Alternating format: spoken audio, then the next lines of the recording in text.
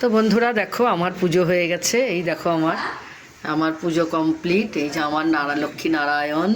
তো দেখো এই যে আমার রাধা মাধব, রাধা কৃষ্ণ, এই যে আমার গুরুদেব, সব দেবদেবী দেখো আমি পুজো করে নিয়েছি আজকে মাঘী পূর্ণিমার দিনে।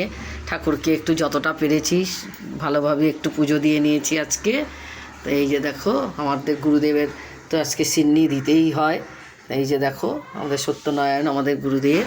তাই দেখো আমি সামান্য ভোগ নিবেদন করে ঠাকুরকে পুজো দিয়ে নিয়েছি, যথাসাধ্য পেরেছি সেইভাবে আমি পুজো করে নিয়েছি।